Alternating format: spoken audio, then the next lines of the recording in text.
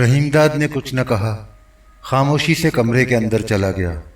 शीदा ने बिल्लो का बाजू पकड़कर हौले से घसीटा और उसके हमरा कमरे के अंदर दाखिल हो गया। उसने दहलीज के पास रुक कर कहा, चौधरी, दरवाज़ा अंदर से बंद कर लेना, मैंने शाहजी के पास जाना है। वो दरवाजे के दोनों पट भीड़ कर चला गया। कमरे का दरवाज़ा बंद था। बरामदे में गहरा सन्नाटा छाया था। रात काली और भीगी हुई थी। कमरे की खिड़की से नर्म और खुश्क झोंके अंदर आ रहे थे। बाग में बारिश की बूंदें पत्तों पर जलतरंग बजा रही थी। रहीमदाद ने बिल्लो को गहरी नज़रों से देखा। नशे का एक ज़ोरदार रेला आया। बिल्लो टूट फूट कर बिखर गई, धुंधली पड़ गई। रेला गुजर गया तो वह और निखर कर सामने आ गई। रहीमदाद की आंखों में चिराग जल रहे थे, बुझ रहे थे। बिल्लो ओझल हो जाती, नई छप दिखाकर सामने आ जाती। हवा का तेज झोंका आया और लैंप बुझ गया। सवेरे सवेरे जब रहीमदाद कमरे से निकला तो बिल्लो मौजूद ना थी। उस वक्त भी बूंदाबांदी हो रही थी।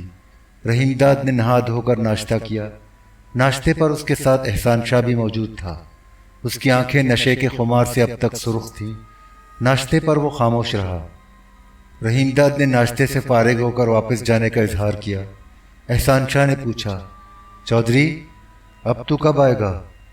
मैं खुद ही आ जाऊंगा, रहीमदाद ने दबी जबान से कहा। पर तू माखे को मेरे पास न भेजना, उसके आने जाने से शुबा पैदा हो सकता है। उसने अपना खदशा जाहिर करने की कोशिश की। तू कहता है तो उसे तेरे पास नहीं भेजूंगा, पर तुझसे मुलाकात होती रहनी चाहिए। रहीमदाद ने कहा, मैं जल्द ही तेरे पास आने की कोशिश करूंगा। वैसे भी उधर अकेले में बहुत जी घबराता है। वो बेतकल्लुफी से हंसा। पर तू जल्दी ना आना, एहसान शाह ने कहा। मैं हफ्ते भर के लिए लाहौर जा रहा हूँ, कुछ ज़रूरी काम करने हैं। 10-12 रोज़ बाद आना। मैं इस बीच में नादिर खान को भी बुलवा लूँगा। काम का बंदा है, कहीं और लग गया तो ऐसा मैनेजर मिलेगा भी नहीं। तेरे लिए तो वो बहुत ज़रूरी है। तुझे इधर की जिम्मेदारी का कुछ अता पता नहीं। नादिर तेरे साथ लग गया तो जिम्मेदारी ऐसी चमका देगा कि तेरा बिल्कुल जी न घबराएगा।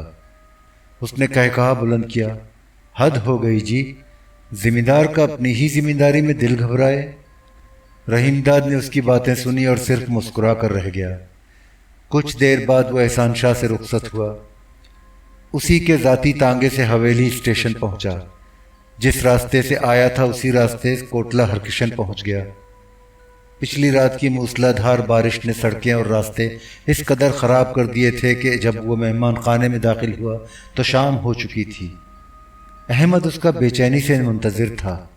देखते ही बोला, चौधरी, तूने बहुत देर लगा दी। मैं तो रात से तेरा इंतज़ार कर रहा था। तेरा मगज़ तो नहीं जल गया? रहीमदाद ने झुंझलाए हुए अंदाज में उसे डांटा। रात भर बारिश होती रही, मैं ऐसे में कैसे सफ़र कर सकता था? अहमद उसके बिगड़े हुए तेवर देखकर खामोश हो गया। जल्दी से सहन में कुर्सी लाकर डाल दी। रहीमदाद उस पर बैठ गया। अहमद कमरे के अंदर से धोती और स्लीपर निकाल कर लाया। उसने रहीमदाद के जूते उतारे, पगड़ी संभाली और एक तरफ खड़ा हो गया।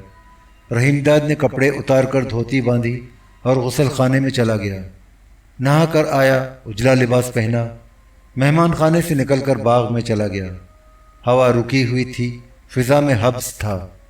आसमान पर बादल छाए हुए थे। रहीमदाद दिन भर का भूखा था। एहसान शाह की हवेली में नाश्ता करने के बाद उसने रास्ते में कुछ नहीं खाया था। बाग में पहुंचते ही उसने अहमद से खाना लाने को कहा। खाना आया तो उसने सैर होकर खाया। रात गए तक बाग में बैठा रहा। जब सन्नाटा गहरा हो गया तो वो मेहमान खाने में गया। दिन भर का थका हुआ था, बिस्तर पर लेटते ही सो गया। सावन भादों मिल रहे थे। काले काले बादल घर घर कर उमड़ते रहे, जोर जोर से गरजते रहे, बरसते रहे। 5 रोज तक मीना की झड़ी लगी रही। ऐसा महसूस होता था बादल अब बरस कर न रुकेंगे। आसमान सुरमई चादर बन गया था। छलनी की मानिंद पानी बरसता था। खुदा खुदा करके मीना बरसना बंद हुआ। हर तरफ जल थल हो गया था। जिधर नज़र उठती पानी ही पानी नज़र आता। गांव के गली कूचों में जगह जगह पानी खड़ा था या कीचड़ थी। पहर दिन गुजर चुका था। رحیم داد کمرے میں تھا۔ وہ باہر نکلنے کا ارادہ کر ہی رہا تھا کہ کمرے کا دروازہ کھلا اور وکیل محمد عثمان رندھاوا اندر داخل ہوا۔ آسمان پر بادلوں کا ہلکا ہلکا غبار چھایا تھا، ہوا بھیگی ہوئی تھی، موسم خوشگوار تھا، مگر وکیل کا چہرہ خلاف معمول زیادہ ہی سنجیدہ نظر آتا تھا۔ وہ بجھا بجھا لگتا تھا۔ جمیلہ سے وہ پہلے ہی مل چکا تھا۔ رحیم داد نے اس کا اترا ہوا چہرہ دیکھا تو اظہار ہمدردی کے طور پر پوچھا، وکیل صاحب کیا بات ہے جی؟ بہت پریشان نظر آ رہے ہو۔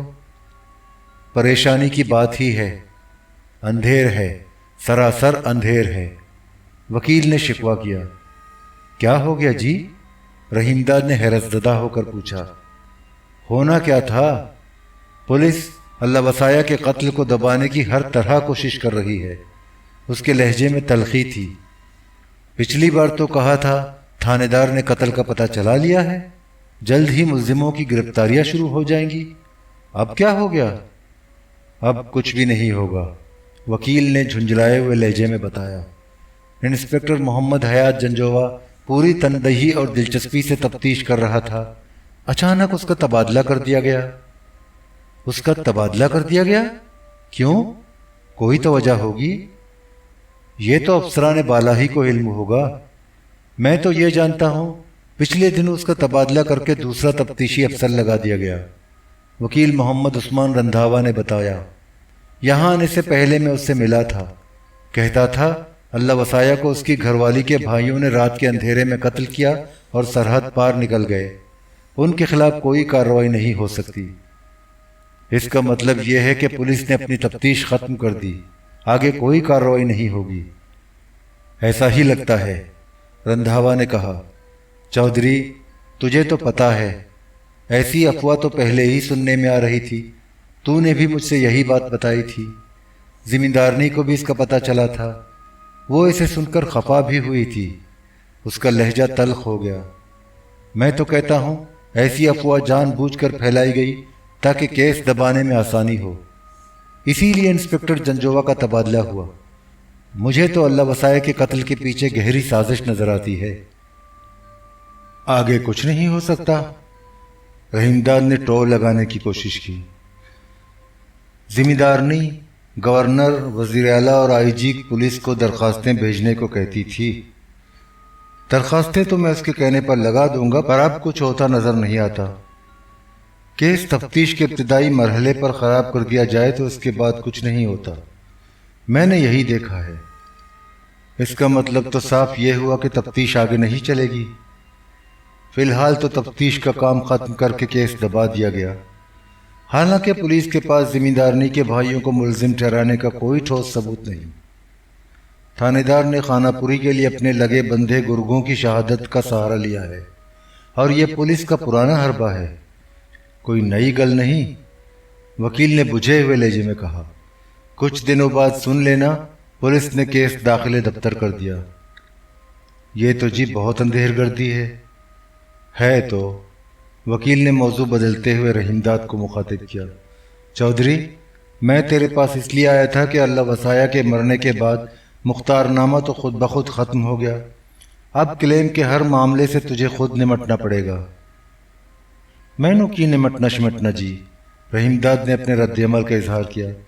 جیسا کہو گے ویسا کروں گا، پر ابھی تو کچھ نہیں کرنا۔ بات یہ ہے چودھری، تیرے کلیم میں کچھ گڑبڑ ہے، اللہ وسایہ نے اس کے بارے میں تجھے بتایا بھی ہوگا۔ اس نے تو جی مجھے کچھ نہیں بتایا، رحیم داد نے اپنی پریشانی کا اظہار کیا۔ گھبرانے کی تو کوئی گل نہیں، معاملہ ویسے تو پیچیدہ ہے، پر میں کوشش کر رہا ہوں کہ ٹھیک ہو جائے، وکیل نے اسے آگاہ کیا۔ مگر اس کے لیے پیسے کی ضرورت ہے۔ میں نے زمیندارنی سے ذکر کیا تو اس نے 1000 روپے خرچ کے لیے دیے۔ اس نے گہری سانس بھری۔ ویسے اس کے پاس پیسہ بالکل نہیں، سب کچھ تو 12 مربع اراضی کے کلیم کی خریداری میں دے دیا۔ ابھی اسے اللہ وسایہ کا 40واں بھی کرنا ہے۔ تمہارا مطلب چاہلیہ کرنے سے ہے؟ رحیم داد نے پوچھا۔ ہاں میرا یہی مطلب ہے، وکیل نے جواب دیا۔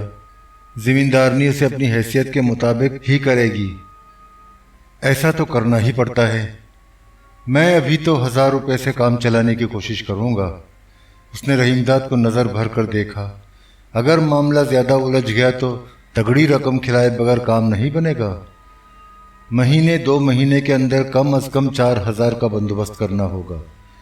वैसे ये बात मैंने ज़िम्मेदारनी से नहीं कही, वो और परेशान हो जाती, पर अब तुमको ही ज़िम्मेदारी की देखभाल करनी है, और इस क्लेम का तो बराह रास्त ताल्लुक उस जायदाद से है जो तुमको अलाट हुई है।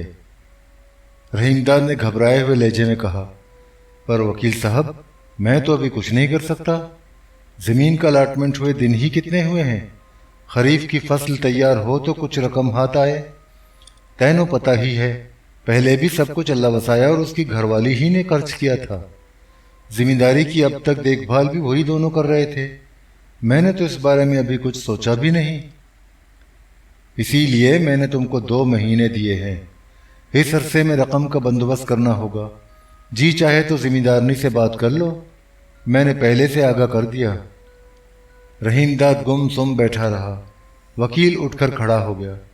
चलते चलते उसने खबरदार किया, चौधरी, रकम का इंतजाम करना बहुत ज़रूरी है, वरना अलाटमेंट मनसूख होने का भी इम्कान हो सकता है।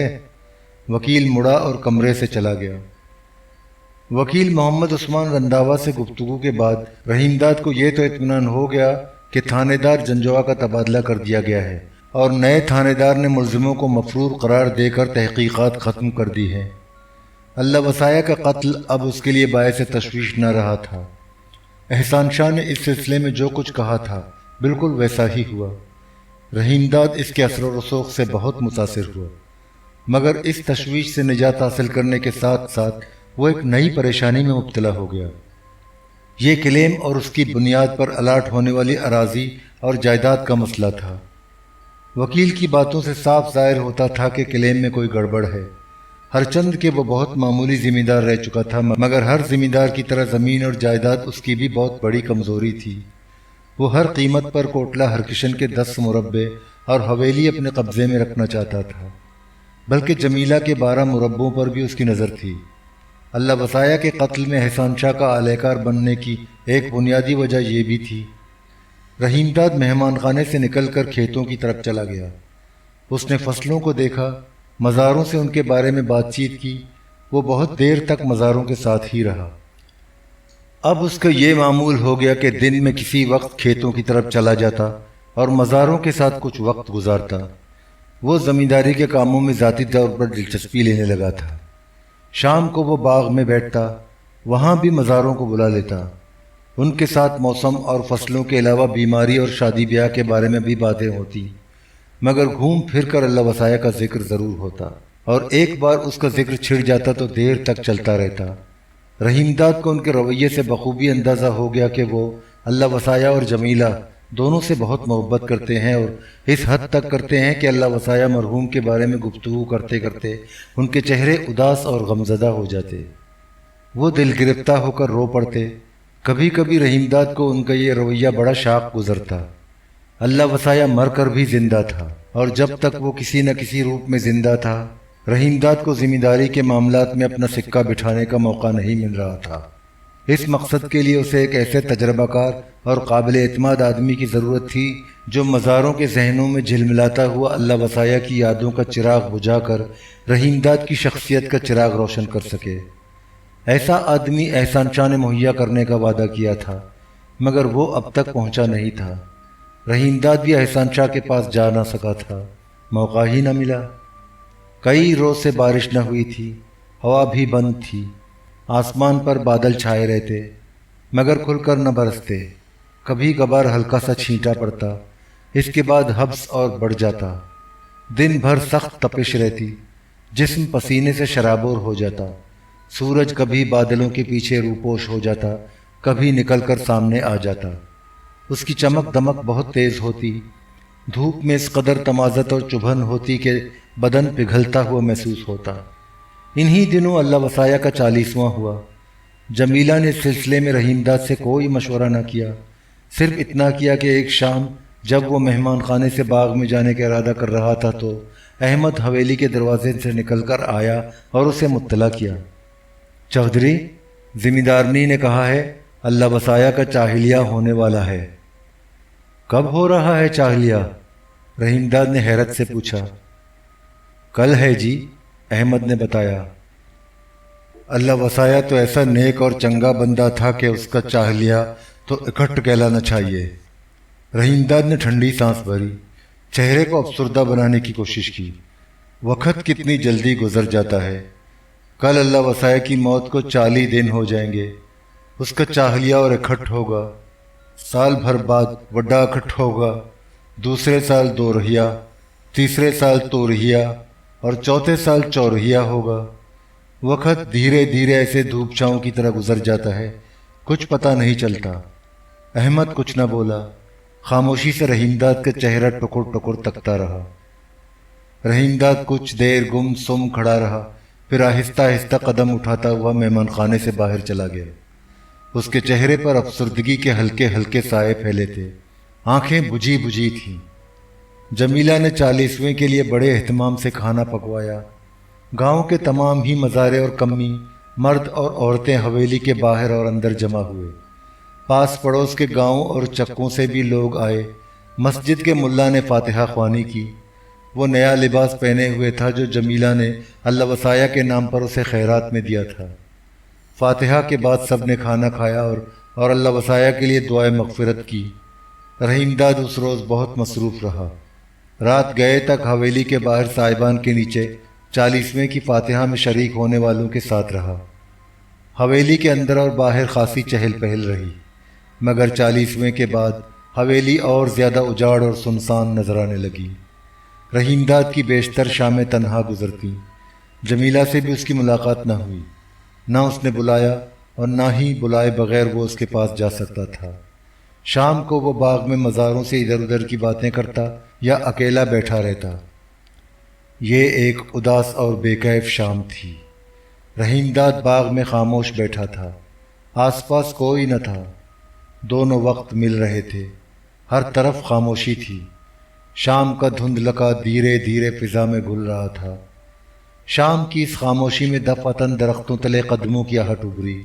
रहीमदाद ने गर्दन को खम देकर उस तरफ देखा। दरख्तों के नीचे से एक शख्स निकलकर आहिस्ता आहिस्ता उसकी जानिब बढ़ रहा है। रहीमदाद ने उसे पहले कभी न देखा था। वो उसके लिए कतई अजनबी था। वो नज़रें झुकाए आगे बढ़ रहा था। रहीमदाद के सामने पहुंचकर वो ठहर गया। उसकी उम्र 55 से तजाविज़ कर चुकी थी, मगर जिस्म अभी तक मजबूत और सेहतमंद था। चेहरे पर हल्की हल्की मूछें थीं। सर पर पगड़ी भी ढीली ढाली थी। आंखों पर ऐनक थी। वो कमीज और शलवार पहने था। गर्मी और हब्स के बावजूद कोट भी पहने हुए था। रहीमदाद ने उसे गौर से देखा, पहचानने की कोशिश की, मगर पहचान न सका। अजनबी ने नजरें झुका ली, अदब से खामोश खड़ा रहा। रहीमदाद ने पूछा, तैनो किसे मिलना है? मैंने जी चौधरी नूर इलाही से मिलना है। उसका लहजा नर्म और मोहतात था। मेरा नाम नादिर खां है। मुझे सैयद एहसान अली शाह ने भेजा है। तुझे शाहजी ने भेजा है? रहीमदाद ने मुस्कुराते हुए कहा। याद आया, शाहजी ने तेरे बारे में मुझसे पिछले दिनों बात की थी। नादिर खां ने, जो अब तक रहीमदाद के रूबरू खड़ा था, निहायत अदब से कुर्सी पर बैठने की इजाज़त चाही। बैठ सकता हूँ जी? बैठ जा, ज़रूर बैठ जा। रहीमदाद ने मुस्कुरा कर कहा। शाहजी आजकल पीरावाला ही में होता है ना? लाहौर से तो लौट आया होगा। ये तो जी मैंने पता नहीं। नादिर खां कुर्सी पर बैठते हुए गोया हुआ। शाहजी ने परसों मुझे बुलवाया था। देर तक तेरे बारे में बातें करता रहा, समझाता रहा मुझे क्या क्या काम यहाँ करने होंगे। शाम होने से पहले पहले वो अपनी जीप लेकर इधर आया था और नहर के पास मुझे छोड़कर आगे चला गया। इसका मतलब ये हुआ कि शाहजी लाहौर से जीप भी ले आया। उसके लिए ज़रूरी भी थी। जिम्मेदारी चलाने के लिए जीप या कम से कम अपनी सवारी बहुत ज़रूरी है। अब खाली घोड़ी से काम नहीं चलता। वैसे घोड़ी और साइकिल तो अब हर छोटे मोटे ज़मींदार के पास भी है। रहीमदाद ने उसकी बात नज़रअंदाज करते हुए दरियाफ्त किया। कब से काम शुरू करने का इरादा है? हुक्म करें जी, मैं कल ही से काम शुरू कर दूंगा। मैं तो आया ही इसी इरादे से हूँ। नादिर ने मुस्तैदी से जवाब दिया। رحیم داد نے نادر کو ناقدانہ نظروں سے دیکھا جو اس کے سامنے کرسی پر سکڑا سکڑایا قدرے آگے جھکا ہوا ادب سے بیٹھا تھا۔ رحیم داد کی گردن کچھ اور تن گئی۔ اس نے لہجے میں روب داب پیدا کرتے ہوئے پوچھا، تیرے بال بچے بھی ہیں؟ ہیں تو جی، نادر نے مسکین سی شکل بنا کر جواب دیا۔ میں جی انہیں بعد میں لے آؤں گا، ابھی ایسی جلدی بھی نہیں۔ اس نے اپنی مستعدی اور فرض شناسی سے رحیم داد کو متاثر کرنے کی کوشش کی۔ میں نے تو جی سب سے پہلے گھوم پھر کر پنڈ کا جائزہ لینا ہوگا، فصلوں کو دیکھنا ہوگا، مزاروں سے ملنا ہوگا، پٹواری کے پاس جانا ہوگا، اس کے بعد میں رپورٹ پیش کروں گا۔ پھر جو فیصلہ آپ نے کرنا ہے اسے سامنے رکھ کر کام کرنا ہوگا۔ ٹھیک ہے، رحیم داد کی آواز گونجدار تھی۔ آج رات ادھر ہی ٹھہر جا، سویرے سے کام شروع کر دے۔ تیری تنخواہ وغیرہ کا معاملہ شاہ جی سے ملنے کے بعد طے ہوگا، میں اسے جلد ہی ملنے کی کوشش کروں گا۔ جیسی مرضی جی، نادر نے اس کی ہاں میں ہاں ملائی۔ شاہ جی نے بھی مجھ سے ایسی ہی گل بات کی تھی۔ رحیم داد خاموش رہا۔ نادر گردن جھکائے ادب سے بیٹھا رہا۔ شام کا اندھیرا ہر طرف پھیل گیا تھا۔ نوکر نے لیمپ روشن کیا اور احتیاط سے اسٹول پر رکھ دیا۔ نادر نے لیمپ کی روشنی میں رحیم داد کے چہرے پر نظر ڈالی، زیر لب مسکرایا۔ چودھری، تسی دیکھنے میں بلوچ سردار یا تمندار لگتے ہو، ڈیرے جات میں تو پہلے نہیں رہے۔ اس کے انداز میں خوشامد کا پہلو نمایاں تھا۔ رحیم داد اس کے رویے سے خوش بھی ہوا۔ اس نے داڑھی پر ہاتھ پھیرا اور مونچھوں کی نوکوں کو مروڑتے ہوئے بولا، نہیں جی، میں ادھر نہیں گیا۔ حیرت کی گل ہے، نادر نے آنکھیں پاڑ کر کہا، میں تو پہلی نظر میں یہ سمجھا تسی کھوسا تمندار ہو۔ رحیم داد خاموش رہا، مگر نادر زیادہ چپ نہ بیٹھ سکا۔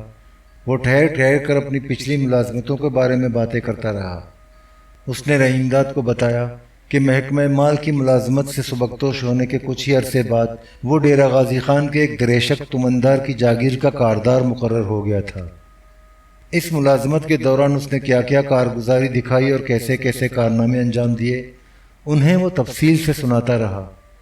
اس نے تمنداروں اور سرداروں کے رعب و دبدبے کے ساتھ ان کی دہشت گردی کی ہولناک داستانیں بھی سنائیں، مزاریوں اور لغاریوں کی رقابتوں اور ان کے مسلح تصادم کی واردات بیان کی۔ باتوں باتوں میں وہ مزاروں کو قابو میں رکھنے اور زمینداری پھیلانے اور بڑھانے کے ہتھ کنڈے اور گر بھی بتاتا رہا۔ سرکاری افسروں سے تعلقات پیدا کرنے، ان سے کام نکالنے اور انہیں خوش رکھنے کے طور طریقے بھی بتاتا رہا۔ نادر خان کا لہجہ شہری تھا۔ سرکاری نوکری کے سلسلے میں وہ برسوں لاہور اور دوسرے شہروں میں رہ چکا تھا۔ جاگیرداروں اور رئیسوں کی ملازمت میں رہنے کے باعث خاصا مزاج شناس بھی بن گیا تھا۔ نادر خان نے اپنی دلچسپ اور لچھے دار باتوں سے جلد ہی رحیم داد کے دل میں جگہ پیدا کر لی۔ وہ نادر خان کے تجربے اور سود بوجھ سے بہت متاثر ہوا۔ وہ اسے کام کا آدمی نظر آیا۔ دیر تک خاموش بیٹھا توجہ اور انہماک سے اس کی باتیں سنتا رہا۔ جب وہ خاموش ہوا تو رحیم داد نے پوچھا، نادر، تو نے تمنداروں کی نوکری کیوں چھوڑ دی؟ وہ ہوا یہ جی کہ میری پہلی گھر والی گزر گئی، نادر نے بتایا۔ کچھ عرصے بعد ادھر رحمت والی میں دوسرا بیاہ کر لیا۔ 6-7 مہینے تو وہ میرے ساتھ ڈیرہ غازی خان میں رہی، پھر اس کا دل ایسا اچاٹ ہوا کہ کسی طور وہاں رہنے کو تیار نہ ہوئی۔ مجبوراً مجھے ملازمت چھوڑنی پڑی۔ وہ زیر لب مسکرایا۔ ملازمت نہ چھوڑتا تو گھر والی کو چھوڑنا پڑتا۔ اس طرح میں نوکری چھوڑ چھاڑ ادھر آ گیا۔ کچھ مدت تک آڑت کا کاروبار کیا۔ وہ چل نہ سکا تو اسسٹنٹ کمشنر کے دفتر میں عرائض نویسی کرنے لگا۔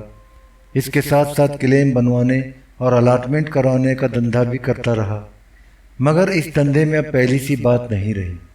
ایسی اندھیر گردی مچی ہے کیا بتاؤں، اوپر سے نیچے تک ہر جگہ رشوت کا بازار گرم ہے۔ اس نے گہری سانس بھری۔ 4-5 مہینے ہوئے عرائض نویسی کا کام ختم کر کے رحمت والی آ گیا۔ اس دوران سردار عزیز اللہ دریشک نے راجن پور بلوایا بھی، پر گھر والی کسی طور راضی نہیں ہوئی۔ شاہ جی سے تیری کب سے جان پہچان ہے؟ رحیم داد نے سبسار کیا۔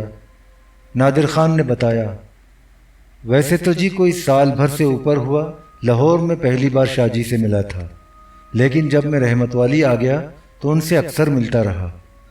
رحیم داد نے سلسلہ گفتگو منقطع کر دیا۔ نوکر سے کھانا لانے کو کہا۔ थोड़ी देर में खाना चुन दिया गया। रहीमदाद ने नादिर ख़ान को भी खाने में शरीक होने की दावत दी, मगर उसने इनकिसारी और हिफ्ज़ मरातब का मुज़ाहरा करते हुए इनकार कर दिया। मेरी यह हैसियत नहीं जी कि आपके साथ बैठकर रोटी खाऊं। मैंने तो सिर्फ ये मालूम करना है मुझे कहाँ ठहरना होगा, इसका इंतज़ाम कौन करेगा। आगे मेरे बारे में फ़िक्र करने की ज़रूरत नहीं। रहीमदाद ने अहमद को बुलवाया।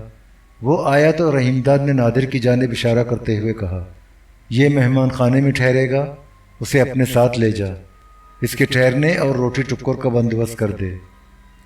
नादिर ख़ान ने अहमद की तरफ देखा और सर झुकाकर उसके हमरा चला गया। रहीमदाद ने खाना खाया, मगर वो मेहमान खाने में न गया। बाग में बैठा रहा, फिर उठकर टहलने लगा। रात गए वो मेहमान खाने में गया। देखा सहन के एक गोशे में नादिर ख़ान चारपाई पर गहरी नींद सो रहा है। अलबत्ता अहमद जाग रहा था। रहीमदाद ने उससे कोई बातचीत न की। कमरे में गया, कपड़े तब्दील किए। रात गर्म थी, आसमान साफ था, मगर हब्स था। अहमद ने रहीमदाद का बिस्तर छत पर पलंग बिछाकर लगा दिया था। रहीमदाद ने धोती बांधी, बंदूक उठाई और छत पर चला गया। उसने बंदूक सिरहाने रखी और बिस्तर पर लेट गया। सवेरे वो छत से उतरकर सहन में आया। नादिर ख़ान का बिस्तर खाली था। अहमद ने बताया कि वह तारों की छाँव में उठकर बाहर चला गया। रहीमदाद ने नाश्ता किया, मगर नादिर ख़ान अभी वापस न आया था। वो दिन भर नज़र न आया। गुरूब आफ्ताब के वक्त जब रहीमदाद बाग में बैठा था, नादिर ख़ान स्कूल की सिमत से बाग की तरफ आता हुआ नज़र आया। वह आहिस्ता आहिस्ता करीब आता गया। उसका लिबास गर्द व गुबार से अटा था। वो बहुत थका हुआ नज़र आ रहा था। वो सामने आकर खड़ा हुआ तो रहीमदाद ने कुर्सी पर बैठने का इशारा किया। नादिर ख़ान बैठ गया। रहीमदाद ने हैरत से पूछा, सवेरे सवेरे कहाँ चला गया था? दोपहर की रोटी भी नहीं खाई? क्या किया जाए जी, काम जो करना हुआ। एक नहीं कई काम करने हैं और जल्द से जल्द करने हैं। उसने अपनी कारकर्दगी का मुजाहरा किया। रहीमदाद उसकी कारकर्दगी और फ़र्ज़शनासी से मुतासिर भी हुआ। मुस्कुरा कर बोला, शाह जी ठीक ही कहता था, तू लगता तो मेहनती बंदा है। क्या कराया आज? ये मैं बाद में बताऊंगा जी। उसने हाथ बांधकर इनकिसारी से कहा, मुझे चंद रोज़ की मोहलत दे। हर मामले की जांच पड़ताल करने के बाद ही मैं अपनी रिपोर्ट पेश करूंगा। उसने उठने के लिए पहलू बदला। इस वक्त तो जी मुझे इजाज़त दी जाए, मैंने अभी जाकर नहाना है, रोटी खानी है, जल्द ही सो भी जाऊंगा। कल भी मैंने सवेरे से पिंड का राउंड लगाना है, मज़ारों से मिलना है, फसल के बारे में गलबात करनी है और भी कई ज़रूरी काम करने हैं। वो उठा और मेहमान खाने की सिमत रवाना हो गया। उसके बाद कई रोज़ तक रहीमदाद से नादिर ख़ान की मुलाकात न हुई। रहीमदाद जब सोकर उठता तो नादिर ख़ान का बिस्तर खाली होता। पहर रात गए वो बाग से वापस आता तो नादिर ख़ान गहरी नींद सोया होता। वो खाना खाकर जल्द ही सो जाता और फजर की अजान से पहले ही बेदार हो जाता। दोपहर को बारिश का छींटा पड़ा था। दिन ढले, मौसम खुशगवार था। आसमान पर सुरमई बादल छाए थे। हवा फर्राटे भरती हुई चल रही थी। रहीमदाद बाग में उजला लिबास पहने जमींदाराना तमतराक के साथ बैठा था। उसने देखा नादिर ख़ान पहले रोज़ की तरह खाकुदूर से हटा उसकी जानिब आ रहा है। वो करीब आया तो रहीमदाद ने बैठने का इशारा किया। वो कुर्सी पर बैठ गया तो उसका बिगड़ा हुआ हुलिया देखकर रहीमदाद ने इजहार हमदर्दी करते हुए मुस्कुरा कर कहा, नादिर तूने अपनी क्या हालत बना रखी है? काम करना जो हुआ जी। नादिर ख़ान ने बेनियाजी का मुजाहरा करने की कोशिश की। हर चीज़ को जब तक अपनी नज़र से देखा ना जाए तब तक ना कोई मसला समझ आता है और ना उसका हल। ये बता, इतने दिनों में तूने क्या क्या देखा, क्या मालूम किया? रहीमदाद ने दरियाफ्त किया। उसके रवैये से साफ झलकता था कि वो ज़िम्मेदारी के मामला जानने के लिए बहुत बेचैन है। ऐसा लगता है जी जैसे यहाँ का कोई ज़िम्मेदार ही नहीं। हर मज़ारा ख़ुद को ज़िम्मेदार समझता है। कमियों तक के दिमाग आसमान पर हैं। नादिर ख़ान का लहजा कदरे नरम पड़ गया। अल्लाह वसाया मर गया, अब उसकी क्या बुराई करनी जी। खुदा उसे जन्नत नसीब करे, पर उसे ज़िम्मेदारी चलाने का ज़रा तजुर्बा न था। मज़ारों के मिजाज ऐसे बिगाड़ दिए कि वो तो जी सीधे मुंह बात भी नहीं करते। जो जिसका जी करता है कर रहा है। कोई पूछने वाला नहीं। वैसे फसल तो ठीक लगती है, पिछले दिनों मैं भी खेतों पर जाता रहा। ये तो ठीक है। नादिर खान ने रहीमदाद की राय से इत्तेफाक किया। खास तौर पर कमाद और मकई की फसल बहुत चंगी जा रही है। भुट्टी भी ठीक ठाक जान पड़ती है, पर भुट्टी की काश्तकारी बढ़ाने की जरूरत है। असल कमाई तो आजकल कपास की फसल से है। उधर अब तक कोई तवज्जो नहीं दी गई। कोरिया की जंग की वजह से बाहर के मुल्कों में पाकिस्तानी कपास की मांग बहुत बढ़ गई है। कपास के एक्सपोर्टर्स के तो वारे न्यारे हो गए। उन्होंने दबा के कमाई की। नादिर खान ने अपनी मालूमात से रहीमदाद को मरूब करने की कोशिश की और वो मरूब भी हो गया। तू जिन बातों को समझता है अल्लाह वसाया नहीं जानता था, तभी तो उसने भुट्टी का न रकबा बढ़ाया न कमाई कर सका। अब तू बता, भुट्टी की फसल का रकबा कैसे बढ़ा दिया जाए? बहुत सी जमीन पुड़ेली पड़ी है, जगह जगह ढड्डल और झल्लन है। नहर के नजदीक का अपना बहुत सा रकबा झंगर बन गया है। इतनी बहुत सी जमीन उधलापी पर आसानी से काबिल काश्त बनाई जा सकती है। नादिर खान संभल संभल कर बोलता रहा। अपनी जमीन पर आम और माल्टे के बाग लगाए जा सकते हैं, फार्म बनाए जा सकते हैं। सच तो यह है जी, इतनी बहुत सारी जमीन बेकार देखकर मुझे बहुत दुख पहुंचा। पर इसमें बहुत सी तो शामलात की जमीन है। रहीमदाद ने नादिर खां को आगाह किया। चौधरी, तुसी कैसी बातें कर रहे हो? नादिर ने मुस्कुरा कर कहा, तहसीलदार और पटवारी किस लिए हैं? उनकी मुट्ठी गर्म की जाए तो सारी ज़मीन आसानी से अपने खाते में मुंतकिल हो जाएगी। वैसे भी जी, शामलात वामलात की कौन परवाह करता है? ज़मींदार का रोब और दबदबा हो तो कोई चूं भी नहीं कर सकता। रहीमदाद ने दबी ज़बान से अपनी मजबूरी का इजहार किया।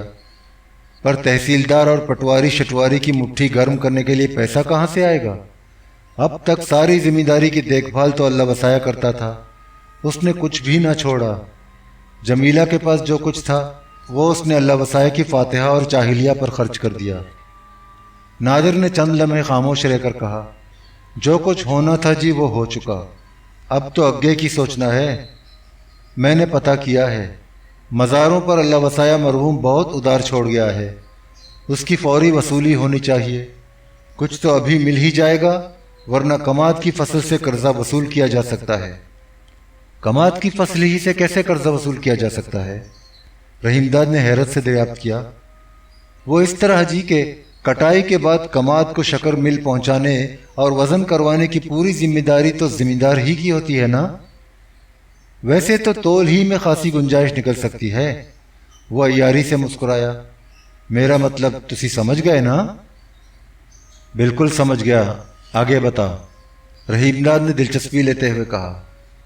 इसके अलावा कमाद की सप्लाई भी जिम्मेदार ही करता है, नादिर खान ने बताया।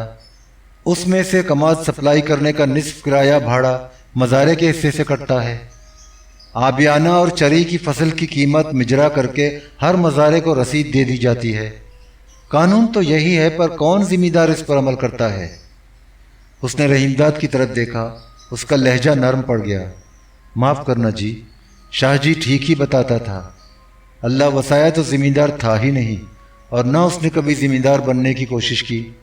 वो तो पैदाइशी मज़ारा था, मरते दम तक मज़ारा ही रहा। उसने कौन सी गलती की? एक गलती हो तो बताओ। नादिर खान ने मुस्तैदी से जवाब दिया। शक्कर मिल को कमाद की सप्लाई का मामला ही ले ले। अल्लाह वसाया हर मज़ारे को पाबंदी से रसीद देता था। उसे हरगिज़ ऐसा नहीं करना चाहिए था, तभी तो वो मज़ारों से अपना कर्जा वसूल ना कर सका। रसीद देने से कर्ज की वसूली का क्या वास्ता? बहुत अहम वास्ता है, और वो इस तरह है कि मज़ारों को कमाद की सप्लाई में से उनकी पैदावार की रकम का जो भी हिस्सा दिया जाए, पहले उसमें से कर्ज की रकम काट ली जाए। इसके बगैर कर्ज उधार आसानी से वसूल नहीं होता। सारे होशियार ज़मींदार ऐसा ही करते हैं। मज़ारों को रसीद देने की सूरत में उधार की रकम नहीं काटी जा सकती। रसीद को सामने रख कर अदायगी करनी पड़ती है। बात तो तेरी समझ आती है, रहीमदाद ने इजहार पसंदीदगी किया। आगे ये रसीद का चक्कर ख़त्म करना होगा, पर इसमें एक ख़तरा है। रहीमदाद ने अपने अंदेशे का इजहार किया। वो क्या है जी? नादिर ने हैरत से दरियाफ्त किया। अब तक तो ऐसा हुआ नहीं। मज़ारे नाराज़ होंगे, कोई गड़बड़ पैदा ना हो। फिक्र ना करे जी, कोई गड़बड़ शड़बड़ नहीं होगी। मान ले उन्होंने कोई गड़बड़ नहीं डाली, पर वो जमीला के पास जाकर फरियाद करेंगे, वो उनकी बात ज़रूर मान लेगी। मैनू पता है वो ज़रूर ऐसा करेगी। इसका तो मुझे भी चंद ही दिनों में अंदाज़ा हो गया। नादिर ने रहीमदाद से इत्तेफाक किया। मज़ारों का तो जी ये हाल है, वो हर मामले में अल्लाह वसाया का हवाला देते हैं, बार बार उसका जिक्र करते हैं या जमीला का। उसने रहीमदाद को नज़र भर कर देखा, लम्हा भर के लिए बात कहते कहते ठटका। सच्ची गल तो यह है जी, अल्लाह वसाया के बाद पूरी जिम्मेदारी जमीला ही की समझते हैं। तुझे तो वो जिम्मेदार मानते ही नहीं, उनकी बातों से साफ पता चलता है। ये तो मैनू भी पता है, रहीमदाद ने एतराफ़ किया, इसीलिए तो तुझे लगाया है। शाहजी ने भी मुझसे ये गल बताई थी, पर फिक्र करने की ज़रूरत नहीं, अल्लाह वसाया तो अब रहा नहीं। जमीला भी इन दिनों इद्दत में बैठी है, न वो हवेली की चारदीवारी से बाहर जा सकती है, न मज़ारों से मिल सकती है। ये अच्छा मौका है, इससे फ़ायदा उठाया जा सकता है। क्या करेगा तू? रहीमदाद ने कुरैद कर पूछा। जमीला का असर ख़त्म करके मज़ारों पर तेरी धाक बिठानी होगी। इसके लिए ज़िम्मेदारों का आजमूदा हरबा इस्तेमाल करना होगा। वो क्या होता है? रहीमदाद बीच में बोल पड़ा। वो ये होता है कि मज़ारों के दरमियान फूट पैदा करनी होगी। हर जिम्मेदारी में मज़ारों के दरमियान छोटे मोटे झगड़े तो होते ही हैं, इस पिंड के मज़ारों में भी हैं। ऐसे झगड़ों को बढ़ाना होगा, कुछ की तरफदारी करनी होगी और उन्हें रियायतें देकर अपने साथ मिलाना होगा। नादिर ज़ेर लब मुस्कुराया। जो अपने साथ ना आए उन पर तरह तरह के दबाव डालकर तंग करना होगा।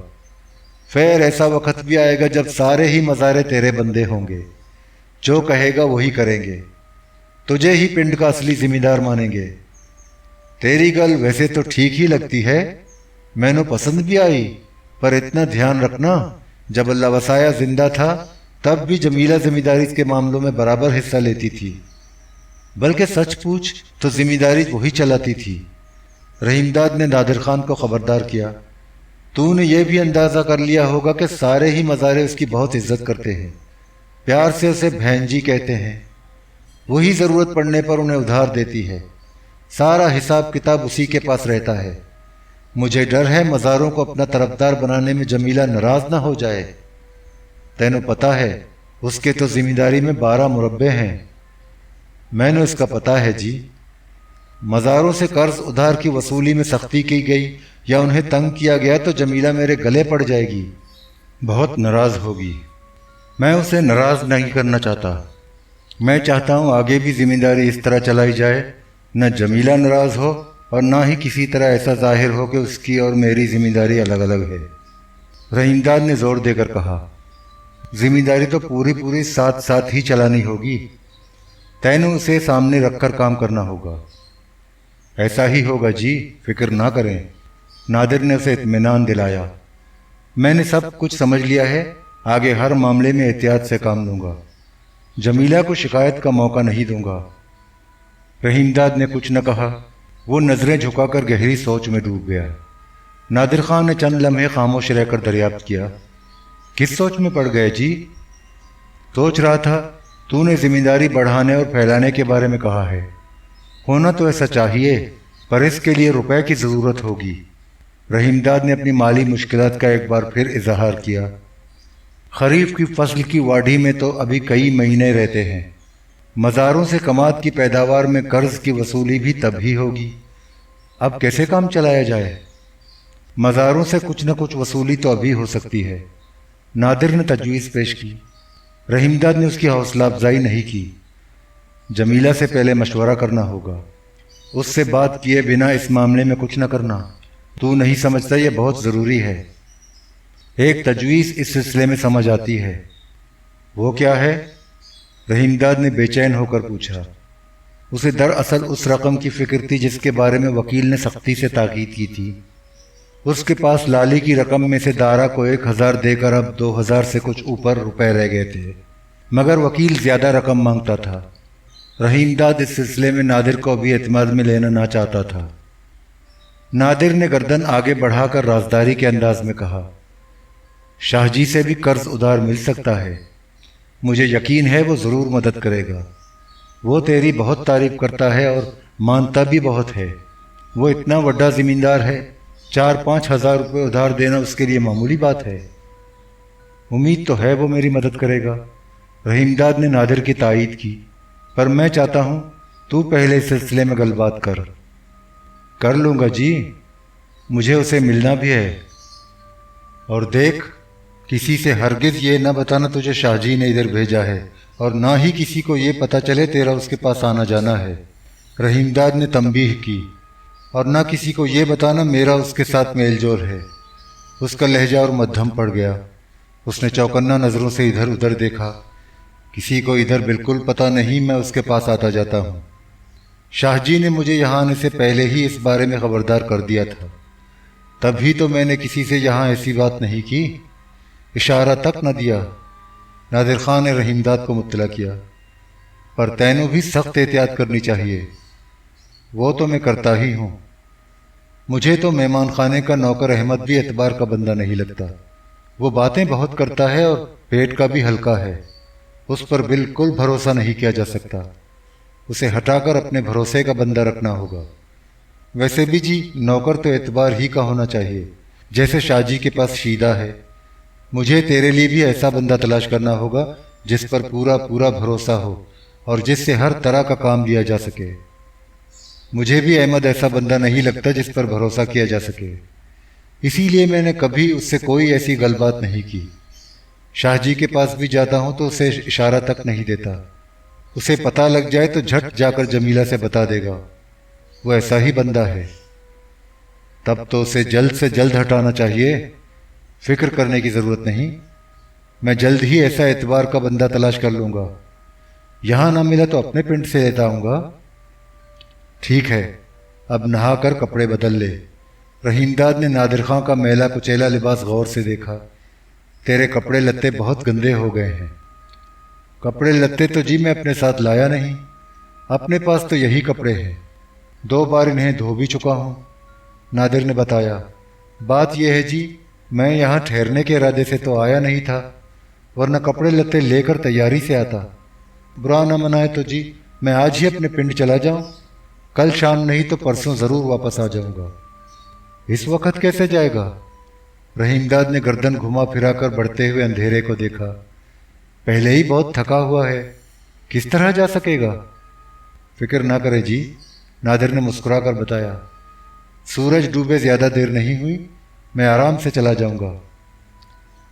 تو پیدل جائے گا؟ رحیم داد نے پوچھا۔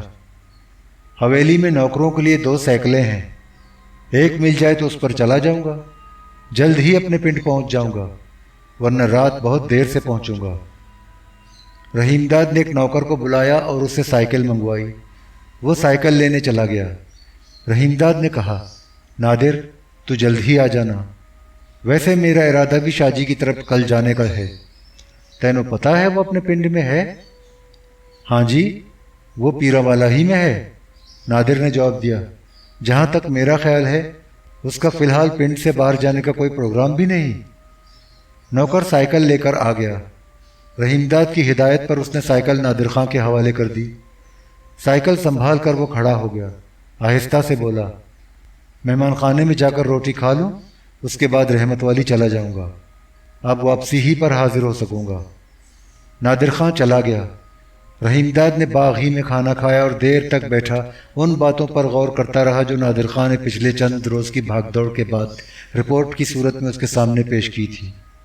یہ باتیں رحیم داد کے لیے قطعی نئی تھیں اور معلومات افزا بھی تھیں۔ اسے کوٹلہ ہرکشن کے متعلق بحیثیت زمیندار بہت کم بلکہ کچھ بھی معلوم نہ تھا۔ پہلے بھی وہ نام کا زمیندار رہ چکا تھا، صرف 11 ایکڑ زمین اس کی ملکیت تھی۔ بنیادی طور پر وہ کاشتکار تھا، اس کا شمار چھوٹے کھاتے داروں میں ہوتا تھا۔ بڑے بڑے زمینداروں کے ہتھ کنڈوں اور طور طریقوں سے وہ بڑی حد تک ناواقف تھا۔ نادر خان نے اس کے سامنے جو تجاویز رکھی تھی وہ اسے پسند آئیں، اور اس قدر پسند آئیں کہ انہیں عملی جامہ پہنانے کے بارے میں سنجیدگی سے غور کرنے لگا۔ رات کو بستر پر لیٹا تو نادر خان اس کے ذہن پر چھایا ہوا تھا۔ وہ اسے بے حد ہوشیار اور تجربہ کار آدمی نظر آیا۔ اسے ذمہ داری چلانے کے لیے ایسے ہی آدمی کی ضرورت تھی۔ اسے ایسا محسوس ہوا کہ نادر خان سے ملنے سے پہلے وہ بالکل اندھیرے میں تھا۔ اسے کچھ خبر نہ تھی کہ مزارے کس انداز سے سوچ رہے ہیں، کتنے خودسر اور بے لگام ہو گئے ہیں، انہیں قابو میں لانے کے لیے کیا کیا جائے اور کیسا رویہ اختیار کیا جائے۔ یہ کام وہ نادر خان کی مدد ہی سے کر سکتا تھا۔ رحیم داد نے نائی بلوایا، حجامت بنوائی، غسل کیا، صاف ستھرا لباس پہنا۔ وہ احسان شاہ کے پاس جا رہا تھا۔ احمد اس وقت مہمان خانے میں موجود تھا۔ اس نے مسکرا کر کہا، چودھری آج جمعہ تو نہیں ہے؟ نہیں، رحیم داد نے حیرت سے کہا، تینوں پتہ نہیں آج تو منگلوار ہے؟ لگتا ہے تو کہیں جا رہا ہے۔ میں نے تو کہیں نہیں جانا، رحیم داد نے صاف انکار کر دیا۔ وہ اسے کچھ بتانا نہ چاہتا تھا۔ اس نے اس روز تانگا بھی نہ بلوایا۔ احمد خاموش ہو گیا۔ رحیم داد کچھ دیر بعد مہمان خانے سے نکلا اور اس راستے پر چل دیا جو کرمان پورا جاتا تھا۔ کرمان پورا 3 میل کے فاصلے پر تھا۔ وہاں سے ایک نیم پختہ سڑک گزرتی تھی۔ کرمان پورا موزہ تھا، وہاں تانگوں کا اڈا بھی تھا۔ گاؤں سے کہیں دور جانا ہوتا تو کرمان پورا ہی سے تانگا بلوایا جاتا تھا۔ راستے کے دونوں جانب سائے دار درخت تھے۔ کسی زمانے میں یہ کنکر کی بنی ہوئی پختہ سڑک تھی جسے جمیلہ کے باپ لالا کرشن دیال نے بنوایا تھا۔ وہ جب گاؤں آتا تو ہمیشہ کار میں آتا اور اسی سڑک سے آتا تھا۔ ہردیال اور جمیلہ کے دوسرے بھائی بھی جیپ یا کار سے اسی سڑک سے آتے جاتے تھے، مگر اب یہ سڑک ٹوٹ پھوٹ چکی تھی۔ بارش نے جگہ جگہ گڑھے ڈال دیے تھے جن میں پانی بھرا تھا۔ سڑک کے نشان دھندلے پڑ چکے تھے، وہ کچا راستہ بن کر رہ گئی تھی۔ رحیم داد اس پر چلتا رہا۔ آسمان پر بادل چھائے تھے، ہوا بھی چل رہی تھی۔ پہر دن گزرا تو رحیم داد کرمان پورا پہنچ چکا تھا۔ اس نے تانگا لیا اور اس میں سوار ہو کر حویلی روڈ کی جانب روانہ ہو گیا۔ حویلی روڈ پر اسے زیادہ دور نہ جانا پڑا، پہلے ہی اڈے پر لاری مل گئی۔ اس نے تانگا چھوڑا، کوچوان کو کرایہ ادا کیا اور لاری کے اندر داخل ہو گیا۔ لاری مسافروں سے کھچا کھچ بھری تھی۔ رحیم داد کو کھڑے ہو کر سفر کرنا پڑا، مگر لاری نے میل سوا میل فاصلہ طے کیا تھا کہ ایک بستی آ گئی۔ کئی مسافر اتر گئے، رحیم داد کو بیٹھنے کی جگہ مل گئی۔ رحیم داد اطمینان سے بیٹھ گیا۔ لاری سڑک پر ہچکولے کھاتی دوڑتی رہی۔ باہر ہلکی ہلکی پھوار پڑ رہی تھی، موسم سہانا ہو گیا تھا۔ رحیم داد نے مسافروں پر ایک نظر ڈالی، مگر ایک مسافر پر نظر پڑتے ہی اس کے ہوش اڑ گئے۔ وہ جمال دین تھا اور آنکھیں بند کیے اونگ رہا تھا۔ اس کے ساتھ ہی نوراں بیٹھی تھی۔ دونوں بچے کریمہ اور زینو بھی ماں کے ساتھ بیٹھے تھے۔ رحیم داد نے اپنی بیوی، بیٹے اور بیٹی کو دیکھا۔ وہ خوفزدہ بھی ہو گیا اور اسے دکھ بھی ہوا۔ نوراں کا رنگ روپ دھندلا گیا تھا، لباس بوسیدہ اور میلا کچیلا تھا۔ بچوں کا لباس اس سے بھی زیادہ پھٹا پرانا تھا۔ نوراں بچوں کے ساتھ داہنے ہاتھ کی اگلی نشست پر بیٹھی تھی۔ رحیم داد دم بخود بیٹھا نوراں اور بچوں کو دیکھتا رہا۔ یکایک نوراں نے گردن موڑی۔ رحیم داد کھڑکی سے باہر جھانکنے لگا۔ چند لمحے بعد اس نے ہچکچاتے ہوئے نوراں کی طرف چھچلتی ہوئی نظر ڈالی۔ وہ بغور سے دیکھ رہی تھی۔ رحیم داد نے فوراً نظریں موڑ لیں اور خود بھی اس قدر موڑا کہ اس کا چہرہ دوسری طرف ہو گیا۔ رحیم داد بہت پریشان تھا۔ وہ خود کو خطرے میں گھرا ہوا محسوس کر رہا تھا۔ جمال دین یا نوراں اسے پہچان لیتے تو وہ سخت مصیبت میں مبتلا ہو جاتا۔ اگلا اڈا آنے سے پہلے ہی وہ اٹھ کر کھڑا ہو گیا۔ اس نے باہر نکلتے ہوئے سرسری نظروں سے دیکھا۔ جمال دین ابھی تک آنکھیں بند کیے اونگ رہا تھا۔ نوراں خاموش بیٹھی تھی۔ وہ بدحال اور اجڑی اجڑی نظر آ رہی تھی۔ اس کے چہرے کا نکھار میلا پڑ گیا تھا، آنکھیں بجھی بجھی تھیں۔ اس نے ٹھنڈی سانس بھری، دل میں کسک اور چبھن محسوس کی۔ نوراں نے ایک بار پھر گردن موڑی۔ اسی لمحے لوری ٹھہر گئی۔ رحیم داد لوری سے اتر گیا۔ باہر ہلکی ہلکی بوندا باندی ہو رہی تھی۔ رحیم داد لوری کی جانب پیٹھ موڑ کر کھڑا ہو گیا۔ لوری سے 2 اور مسافر اترے۔ لاری سے کچھ اور مسافر اترے، کچھ سوار ہوئے۔ انجن اسٹارٹ ہی تھا۔ ذرا دیر میں لاری پھر سڑک پر مڑی اور نظروں سے اوجھل ہو گئی۔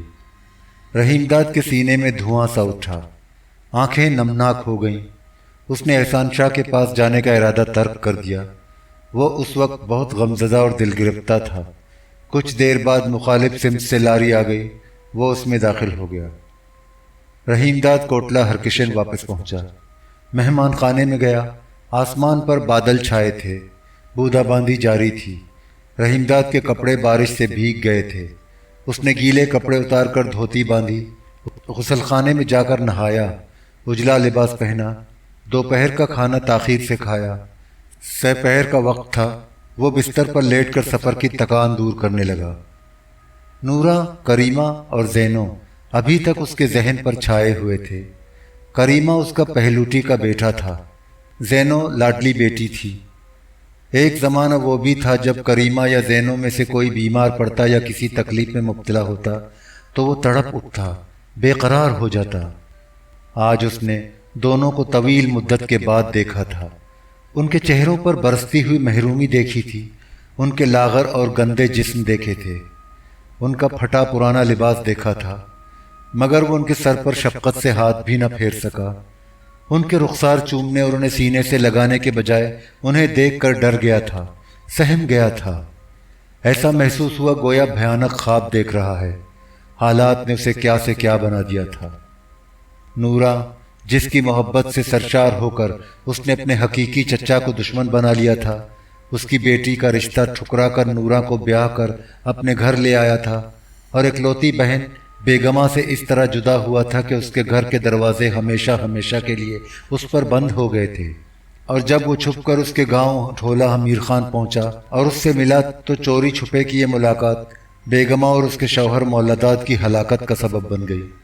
اسے دونوں کو خون میں لت پت تڑپتے اور دم توڑتے دیکھنا پڑا۔ چند ہی گھنٹے پہلے وہی چہیتی نورا اسے نظر آئی تو وہ خوف اور دہشت سے لرز کر رہ گیا تھا۔ وہ اس کے لیے شدید خطرہ بن گئی تھی۔ جب تک وہ لاری میں رہا اسے رہ رہ کر یہ اندیشہ ستاتا رہا کہیں وہ اسے پہچان نہ لے۔ اسے نورا کا اجڑا ہوا چہرہ اور اس پر پھیلی ہوئی ویرانی دیکھ کر دکھ بھی ہوا اور سخت نفرت بھی ہوئی۔ وہ اپنے آشنا جمال الدین کے ساتھ بیٹھی تھی جو کبھی اس کا گہرا دوست تھا، ہر وقت کا ساتھی اور رفیق تھا۔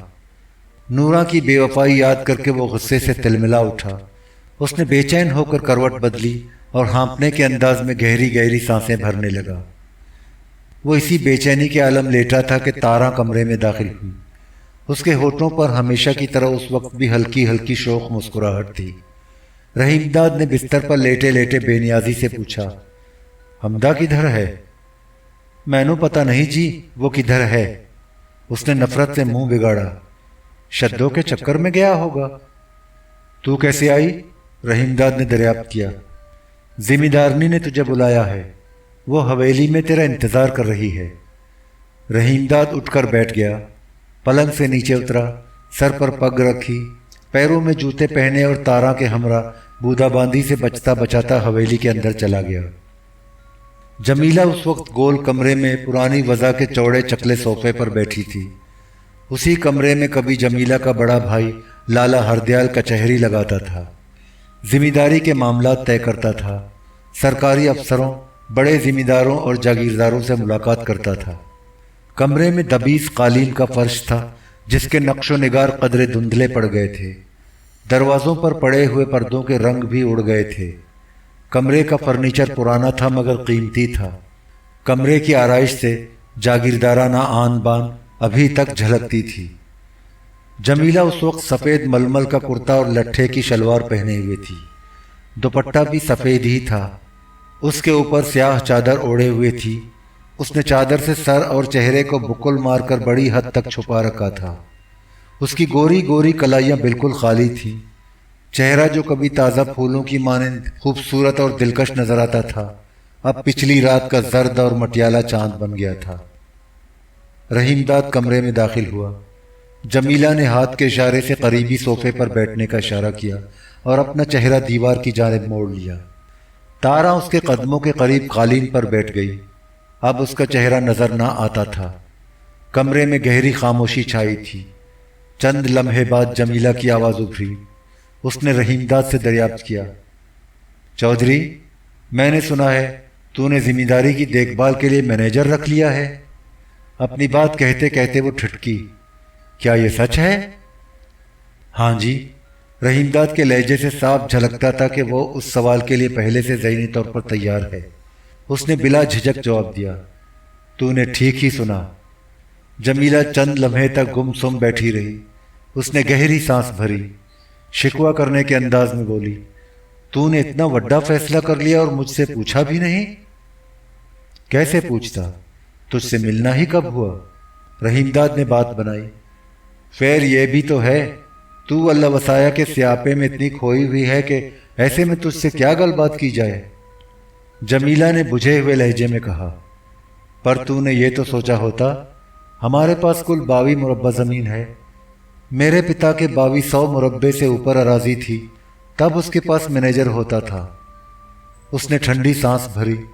پاکستان بنا تو 100 سے بھی زیادہ مربع احسان علی شاہ نے دبا لیے، کچھ پر دوسرے ذمہ داروں کے ساتھ مزاروں نے بھی قبضہ کر لیا۔ 22 مربع بھی اللہ وسائے نے زورا زوری دکھا کر بچا لیے۔ اب اتنی سی ذمہ داری کے لیے مینیجر یا کاردار کی کیا ضرورت ہے؟ جمیلہ کے لہجے میں تلخی تھی۔ رحیم داد اس کے لہجے میں رچی ہوئی تلخی نظر انداز کرتے ہوئے بولا، ضرورت تو ہے اور بہت ہے۔ تو عدت میں بیٹھی ہے، حویلی کی 4 دیواری سے باہر نہیں جا سکتی، اور مجھے یہاں کے طریقوں کا کچھ عطا پتہ نہیں۔ ذمہ داری کی دیکھ بھال کے لیے کوئی تو ہونا چاہیے۔ اس طرح کب تک کام چلے گا؟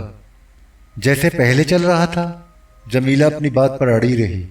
ہمارے مزارے جان لڑا کر محنت کرتے ہیں، جب ہی تو فصل چنگی ہوتی ہے۔ تو نے ربی کی فصل دیکھی تھی، اب خریف کی فصل تیرے سامنے ہے۔ ایمان نال بتا، کیسی فصل ہے؟ فصل تو ویسے چنگی اور ٹھیک ٹھاک ہی لگتی ہے، رحیم داد نے اعتراف کیا، پر تو نے کبھی یہ بھی سوچا کتنی زمین پڑیلی ہے؟ کہیں ڈھڈل اور جھلن ہے، کہیں جھنگر۔ یہ ساری غیر مزروعہ زمین زیر کاشت لائی جا سکتی ہے۔ اس طرح زمین کے ساتھ ساتھ پیداوار میں بھی اضافہ ہوگا، زمینداری کو بھی بڑھایا جا سکتا ہے۔ مگر اس میں سے بہت سی زمین تو شاملات کی ہے، وہ تو سارے پنڈ کی مشترکہ ملکیت ہے۔ جمیلہ نے وضاحت کی۔ ہاں یہ ٹھیک ہے، ہماری ایسی پڑیلی اور بنجر زمین بھی ہے جسے کھیتی باڑی کے لیے ٹھیک ٹھاک کیا جا سکتا ہے، پر میں اور اللہ وسایا دونوں غافل نہیں تھے۔ احسان شاہ نے ایک کے بعد دوسرا کیس چلا کر مقدمہ بازی میں ایسا پھنسایا، اللہ وسایا کو اتنی مہلت ہی نہ ملی کہ وہ اس بیکار اور بنجر زمین کی طرف دھیان دیتا۔ اس کا لہجہ پھر تلخ ہو گیا۔ تجھے پتا ہے احسان شاہ نے یہ بچی کچی زمین بلکہ حویلی تک ہمارے قبضے سے نکلوا دی تھی، وہ تو ہم کو بالکل تباہ کر دینا چاہتا تھا۔ اسی وقت کمرے کے باہر تارا کی بچی کے زور زور سے رونے کی آواز ابھری۔ تارا نے بے چینی سے فوراً پہلو بدلا۔ جمیلہ نے کہا، تارا دیکھ تو تیری چھوری کیوں بلک بلک کر رو رہی ہے؟ تارا خاموشی سے اٹھی اور تیز قدم اٹھاتی ہوئی کمرے سے باہر چلی گئی۔ رحیم داد نے چند لمحے خاموش رہ کر کہا، جو ہونا تھا جی وہ تو ہو گیا۔ اس کے لہجے میں قدر اکھڑ پن تھا۔ صاف بات یہ ہے جی، اب تو میں نے نادر خان کو مینیجر لگا ہی دیا، وہ جلد ہی کام شروع کر دے گا۔ رحیم داد کے رویے سے صاف ظاہر تھا کہ نادر خان کے سلسلے میں وہ اپنی رائے بدلنے پر آمادہ نہیں۔ جب تو نے فیصلہ کر ہی لیا تو اب بات کرنے سے کیا فائدہ؟ تجھے خرچ ہی بڑھانا ہے تو ضرور بڑھا، جو مرضی میں آئے کر، میں کیا کہہ سکتی ہوں؟ جمیلہ کے انداز میں جھنجھلاہٹ تھی۔ رحیم داد نے بھی اس جھنجھلاہٹ کو محسوس کیا، فوراً نرم پڑ گیا، اپنا رویہ بدلا۔ تو فکر نہ کر، جتنا خرچہ بڑھے گا اس سے زیادہ ہی فائدہ ہوگا۔ اپنی سمجھ میں تو یہی آتا ہے، یہی سوچ کر نادر خان کو لگانے کا بھی فیصلہ کیا تھا۔ میرا مطلب تو صرف اتنا ہے کہ ذمہ داری کو بڑھایا جائے، ٹھیک ٹھاک طور پر چلایا جائے۔ مجھے اس معاملے میں تجھ سے زیادہ پتہ ہے، جمیلہ نے تھیکے لہجے میں کہا۔ ہمارا مینیجر بنسی لال تھا، تنخواہ تو کیول اس کی 80 روپے تھی، وہ بھی 16-17 برس کی نوکری کے بعد ہوئی تھی، پر ہیرا پھیری اور گڑبڑ کر کے اس نے لودھرا میں اپنے پتر کے نام سے اتنی زمین خرید لی تھی کہ اس کا شمار تحصیل کے بڑے ذمہ داروں میں کیا جاتا تھا۔ ذمہ داری کی دیکھ بھال کے لیے اس نے اپنا منشی بھی لگا رکھا تھا۔ اس نے قدر تامل کیا، ایسا بھی نہیں تھا کہ پتا جی یا ہردیال کو پتہ نہ تھا۔ रहीम दाद ने हैरत ज़दा होकर इस्तफसार किया। जब उन्हें मालूम था तो उन्होंने बंसीलाल को क्यों रख छोड़ा था? उसे हटाना आसान ना था। असल जागीरदार तो समझो बंसीलाल ही था। जमीला ने बताया। सब कुछ वही करता था, हर काम उसी की मर्जी से होता था। वो तो हर फसल पर एक मुकर्ररा रकम दे देता था। पिताजी और हरदयाल हर बखेड़े से बचे रहते। न भागदौड़ की जरूरत, न मज़ारों के साथ बकबक झकझक। उन्हें बरस के बरस उतनी रकम मिल जाती जितनी वो चाहते थे। बंसीलाल खुशामद और चापलूसी अलग करता था। जब भी दीपालपुर हमारे घर आता, माताजी के लिए तरह तरह की सौगात और तोहफे लेकर जरूर आता। पर यह तो जिम्मेदारी न हुई, ठेकेदारी हुई। आमतौर पर ऐसा ही होता है। जमीला ने अपनी बात की वजाहत की। जब मैनेजर जमींदारी पर पूरी तरह छा जाता है तो वो एक तरह से ठेके ही पर जमींदारी चलाने लगता है। तेरी गल समझ नहीं आई। रहीमदाद ने मजीद वजाहत चाही। बात यह है चौधरी, ज़्यादातर बड़े ज़मींदार या जागीरदार शहर में कोठियाँ बंगले बनवा कर रहते हैं। वहाँ ऐश करते हैं और ज़मींदारी मैनेजर, कारदार और मुंशी चलाते हैं। ऐसे ही ज़मींदारों को अंग्रेज़ी में एसेंटीज़ लैंडलॉर्ड कहा जाता है। ऐसा तो बहुत होता है। मैं कई ज़मींदारों को जानता हूँ, वो लाहौर में कोठियों में रहते हैं। उनके मैनेजर और कारदार ज़मींदारी चलाते हैं। इसमें बुराई क्या है? ज़मींदारों का तो कोई नुकसान नहीं होता। उन्हें फसल से जितना मिलना चाहिए वो तो मिल ही जाता है। पर इस तरह की ज़मींदारी में बेचारे मज़ारे बिल्कुल तबाह हो जाते हैं। जमीला ने रहीमदाद को समझाने की कोशिश की। उन्हें ज़मींदार के साथ साथ फसल में से मैनेजर का हिस्सा भी देना पड़ता है। अगर ऐसा ना करें तो उन्हें बेदखल कर दिया जाता है। बेदखल करने के लिए उन्हें झूठे मुकदमों में फंसाया जाता है। ढोर डंगर उठवा लिए जाते हैं। जवान घरवालियों और कुड़ियों को उठवा लिया जाता है। घर बार जलवा दिया जाता है। वाडू फसलें काट ली जाती हैं। उन पर हर जुल्म और अपराध होता है। उन्हें तरह तरह से तंग किया जाता है। बंसीलाल ने अल्लाह वसाया और उसके प्यो को इसी तरह बेदखल किया था। उसने गहरी सांस भरी। अल्लाह वसाया और मैंने इस पिंड में कभी ऐसा नहीं किया। किसी मज़ारे को न तंग किया न बेदखल। मुझे डर है आगे चलकर यहाँ भी ऐसा ही होने लगेगा।